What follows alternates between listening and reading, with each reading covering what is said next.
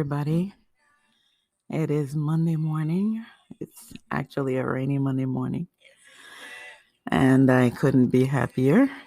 I love the rain.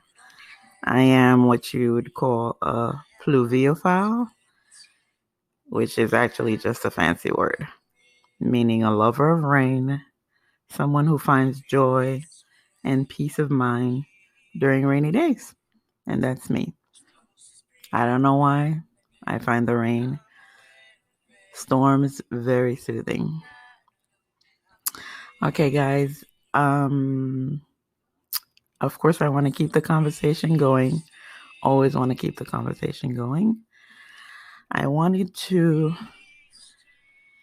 continue with our conversation from last Sunday. And yeah, by the way, I'm um, recording on a Monday because yesterday, Sunday, was a very busy day. Lots going on, so I didn't get to record for you guys, which is why I'm dropping this on a Monday. Anyway, um, I didn't want to finish our conversation about um, depression without touching upon one very important aspect of depression that usually falls between the cracks and doesn't get nearly enough light shine shed or put on it as it should. And I would be remiss to move on from our de- depression conversations without um, touching upon postpartum depression. Postpartum depression, according to Webster Dictionary, is defined as a mood disorder involving intense psychological depression that typically occurs within 1 month after giving birth, that lasts more than 2 weeks, and is accompanied by other symptoms such as social withdrawal, difficulty in bonding with the baby, and feelings of worthlessness or guilt. But guys, I'm telling you, postpartum depression is so much more than that. So much more than that. Um, uh, I I myself will tell you about my experience with postpartum depression. Before I do that, I do want to give a quick disclaimer, a very quick disclaimer that I'm sitting here staring out the window and listening to my music. And if you hear the music, um, this music, I do not own the rights to this music. It is a song that I happen to love very, very much that is on my playlist called I'm With You, Be Still. It is by Israel Houghton featuring Adrian Houghton. Israel Houghton, who is a very well-known gospel singer, and he's absolutely wonderful. His music is absolutely wonderful. This is not a commercial, by the way, and this is not sponsored by Israel Houghton. I just really, really happen to love his music. So if you guys get a chance to pick up his to stream his music, you'll love it.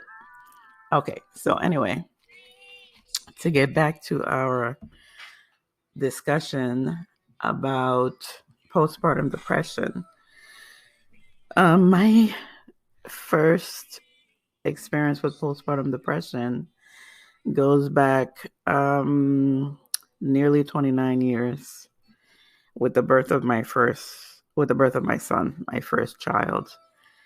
Um, It was a very difficult birth. It was an emergency C-section. My first child, I'm just about 24 years old, knew nothing about babies, children, pregnancies, giving birth. I didn't even know there was such a thing called postpartum depression. Um, so I went to the hospital. My water broke. Went to the hospital. Uh, went into labor. Water broke. Did not really have any contractions or anything. Anyway, long story short, went to the hospital. Had to have an emergency C-section. I had my baby, and seemingly everything was fine. And like I said before about depression, kind of sneaks up on you.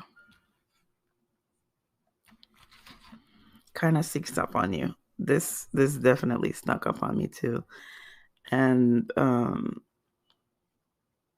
I didn't really understand that what I was feeling was something out of the ordinary, was something concerning, because as somebody who suffered with depression the majority of her life, I'm familiar with feelings of sadness and being withdrawn and going into myself.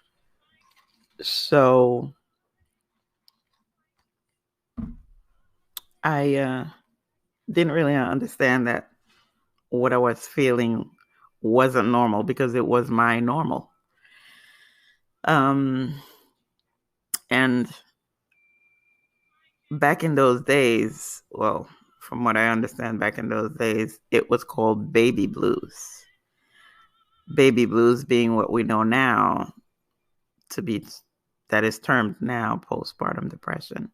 How I was feeling, I was feeling a little bit disconnected from my baby. I had periods where I didn't really want to hold him, didn't really want to look at him. And that would alternate with periods of hypervigilance, hyper awareness, where I would be obsessed with where he was, what was happening to him. Because back in those days, you didn't have rooming in like you do now in maternity units, where your baby can stay with you all the time and you know everything that's going on with your baby. Back 29 years ago, they would take your baby to the nursery, and that's where the baby stayed. And they would bring the baby to you for feedings and bonding and that sort of thing. So those periods where the baby was in the nursery, I would be hyper obsessed with what's happening with my baby. What are they doing to my baby? Why is my baby gone? Why are they keeping my baby from me? And then when he would be in the room with me, I could barely look at him. I could barely muster up the energy to care. And my feelings for my baby was ambiguous. In my mind, I couldn't decide how I felt about this baby. I mean, rationally, intellectually, I knew I loved my baby. At least I knew I was supposed to love my baby. But the feeling of joy and love that mothers are supposed to have for their babies, I just wasn't feeling that. I wasn't feeling that. And of course, that brought on the feelings of guilt, and shame, and you know, geez, you just really a terrible person, aren't you? How do you not love your own baby, this tiny innocent little life? Those little brown eyes are staring up at you, asking you to love it, and you just can't muster up those feelings.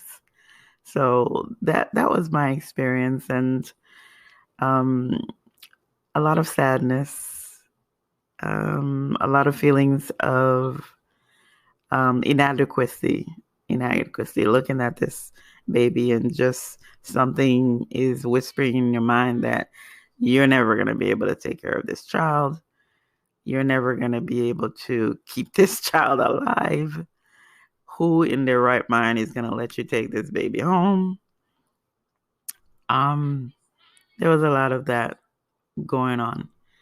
A lot of that going on in my head. There's just so many whispers going in my mind, and also confusion. A lot of confusion, not understanding what is happening in my head. Why am I feeling this way? Um, on the one hand, I kind of understood that I might be a little depressed, because depression and I, by that time, we were old friends. We were old friends. So, on the one hand, I was like, oh, well, hello, old friend, come on in, pull up a seat. I I recognize you. I recognize you, but postpartum depression is something altogether different. It's something altogether different. Because you have two things warring in your head, where your logical mind knows what to do for your child, knows what you should be feeling for your child, and knows that there, on some level, that there's something wrong. But on the other side, you have that old insidious whisper that's telling you to keep quiet about this. Keep quiet about this. This is your duty. You're a woman. This is what you were made to do, to have a baby, to take care of your baby. You should instinctively know what you're supposed to do. And you can't tell anybody about this, how you're feeling, that you're not bonding with your baby, um, that you may not love your baby. At least you're feeling like you don't love this baby. You're not feeling that connection, that wonderful, magical connection that everybody tells you you're supposed to feel, that you're going to feel when you have a baby. My experience was not like that. I did not feel that instant connection and that instant motherly love, as they call it. But I did go down the rabbit hole a little bit there while I was in the hospital.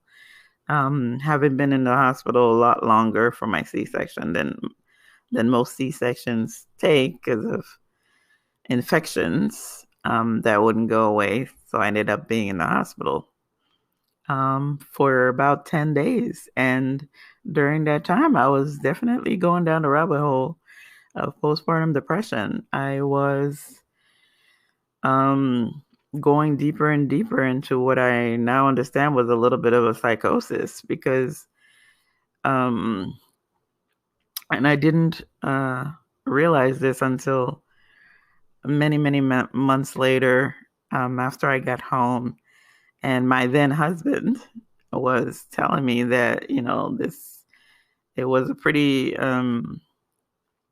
worrying thing that was happening with me, because apparently one of those days in the hospital, during my postpartum, experiencing this postpartum depression, 1 o'clock in the morning, he says that I called him at 1 o'clock in the morning where he had to go home, and just started rambling off, carrying on, that they're taking my baby, They're keeping my baby from me.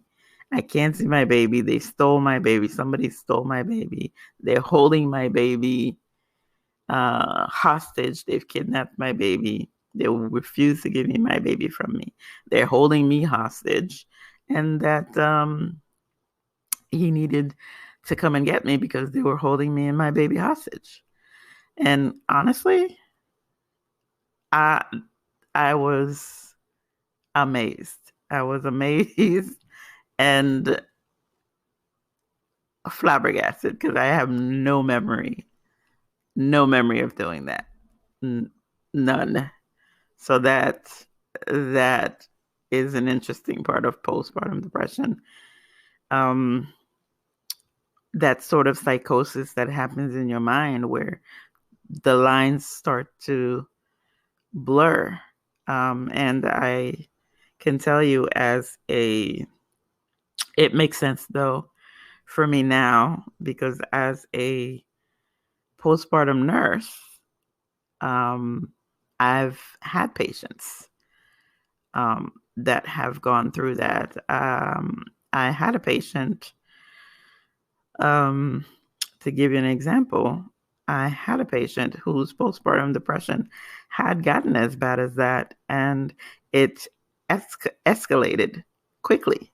It escalated quickly to the point where she barricaded herself in her room and claimed that the devil was after her baby and she was not going to let the devil take her baby.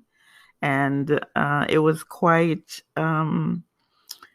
traumatizing to watch. And her husband's confusion and horror at what was happening. So yeah, postpartum depression is no joke. It's a serious business, and often doesn't get the people in the healthcare industry and medical field doesn't give it the importance that it deserves. Well, I have to say until these last maybe 10, 15 years. It didn't get the attention that it deserved because a lot of women, millions of women around the world go through this silently, suffering through this silently, and feeling ashamed and guilty to admit that they're having these feelings, and not wanting to reach out to anyone because, we're women. This is what's expected of us. This is something that women have been doing for millennia. Women have had babies for millennia. So, you, in your mind, you get, people will think, well, what's wrong with you? What is your problem? This should come naturally to you. And people couldn't be more wrong about that. They couldn't be more wrong about this whole, you're a woman, this is what you were made to do, this should come naturally to you. They could not be more wrong about that, about the storm of feelings and the chaos of feelings that goes on inside of us when we are pregnant, when we have given birth, when we become a mother, especially a first-time mother. There is so much going on inside of us, and you know, it's it's rare. It's rare for people to look at you, see you, and ask you, "So how are you doing?" You, not the baby, not you, the mother, not you, the lady who just gave birth, but you, the person. How are you doing? How are you feeling? How are you feeling about all this? How is everything going? People have a tendency to want to reassure you that, this is good. You're going to be all right. You'll be fine. You'll get the hang of it. Once you get home, you get into your routine and things will be fine. Before you know it, you'll get the hang of it. You'll be an old pro at this. And so it gives you a false sense of ability and security that you can do this, so that when you get home and it's just not as easy as they said it was going to be, or as they pretended that theirs was, and then now you're stuck silently suffering with feelings of inadequacy and failure because you're not getting the hang of it and you're not an old pro at this, and it's becoming harder and harder to deal with and harder to manage, and you're silently crying inside yourself, or you're sitting on the bathroom floor pouring your tears out because you're feeling alone. You're feeling alone in this. And it's not a disparage on the partners, the fathers, the husbands, or whoever is going through this journey with you. It's just our inner feelings telling us that this would be a shameful thing to admit to, that you can't handle this, that this is just too much for you, that this is too hard, it's too difficult. Admitting to needing help as a mother leads to this feeling of failure and inadequacy, and then that leads to feelings of sadness and sorrow and helplessness and hopelessness, and that leads, so it's a vicious cycle, roller coaster that we can't seem to get off of. And finding the courage to be brave enough to say, I need help. This is too hard. I can't do this by myself. I can't function for this baby right now. I need somebody to help take this load, this pressure off of me for a little while. This is hard. I can't do this by myself right now. Find the courage to admit that I don't know who this baby is. I'm not feeling what I should be feeling for my baby. And I understand that is a problem that I need help with. It is hard for women to find the courage to admit that this is how I'm feeling. Because when you have a baby, everybody around you is experiencing joy. Everybody around you is celebrating. And it is a season of celebration when a child comes into the world. But the celebration and the joy is not always inside. You might put a smile to your face. You might say all the right words when the visitors come and the family members come. But inside, you're melting away. You're melting away because this should be the happiest time of your life. And you are just not feeling it. You're just not feeling it. And you're just not understanding, why am I not feeling this? And the fear